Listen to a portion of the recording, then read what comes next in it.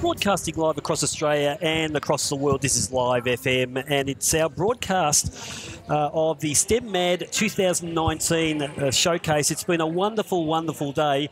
And to top it off, last but not least, we've got a school, Stella Primary School in Beaumaris, who have won an award today. So we can talk about that and celebrate the award. We've got Tim Rugg, Year 5 teacher. He's learning and teaching leader and STEM leader. We've also got Sean, Jasper, Andrew and Connor joining us today, students. Firstly, congratulations on winning there, Tim.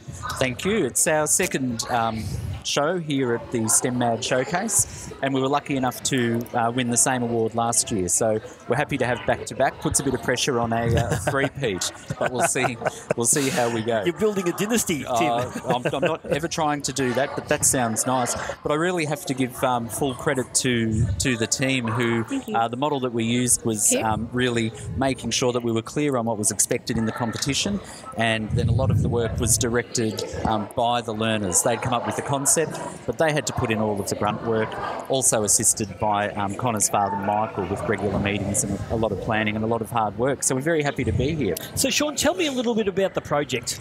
Well, what we did was we made a bin that sorts your waste. So if you put like recycling in, it would automatically put it into recycling. And we did this because we knew contamination was a problem. So we tried to solve it in a way that wasn't labour intensive by just having to sort it out manually, but it does it automatically. And yes, but tell me a little bit about the process you guys went through to get to the stage where you're winners today. Well, we started by going to the library like every second week with Michael. He came every second week and we all met up after school and we started thinking about our design process and what are the problems are and how can we solve this. We started asking surveys and asking the community what they think about this, and then we started coming up with ideas, and then we chose one prototype and we built on that, and here we are.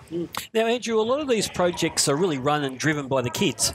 Is that a bit scary at times when the teacher sort of steps back and says, it's up to you guys, you have to work out a process, you have to work out what you want this thing to look like?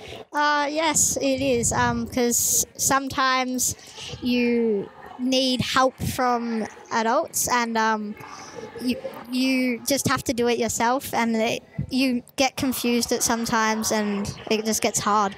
Absolutely, but you forge through that, don't you? Yes, you forge through that, you get a bit of support from your teacher, but you guys are driving it. Now, Connor, we hear a lot about your generation, and probably the kids are a little bit older, the teenagers are a bit older than you guys, really going to save the planet. I mean, you guys, we've mucked up the planet, my generation, but you guys will save the planet.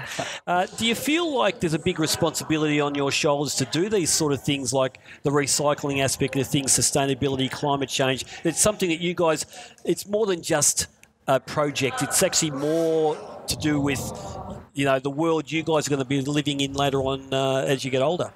Yeah, definitely. It's definitely on our shoulders. And you feel more passion because of that. Tell me about the passion that was shown by the kids through this project.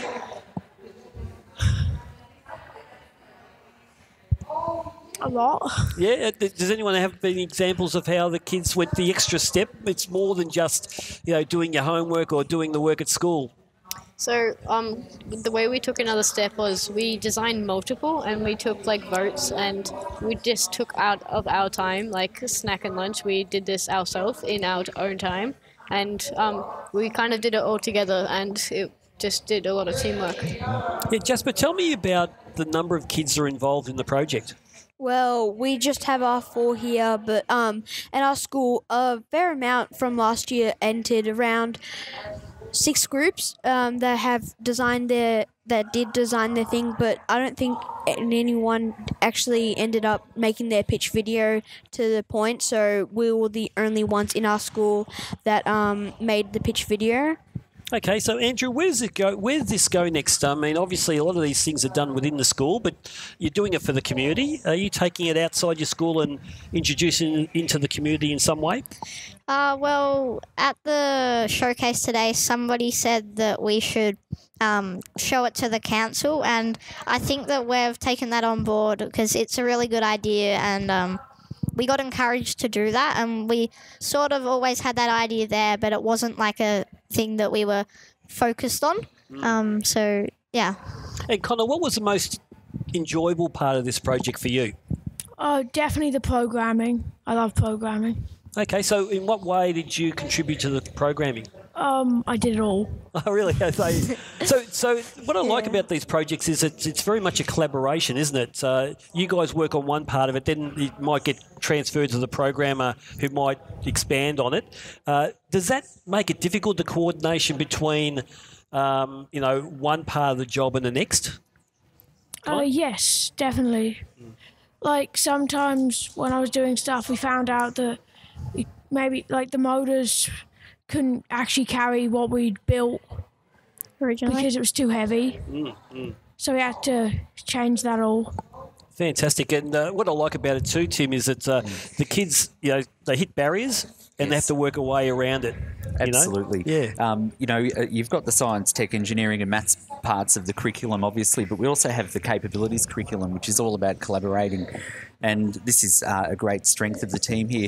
You alluded also to the fact that, they do have to solve a lot of problems. So there's a lot of resilience building here as well.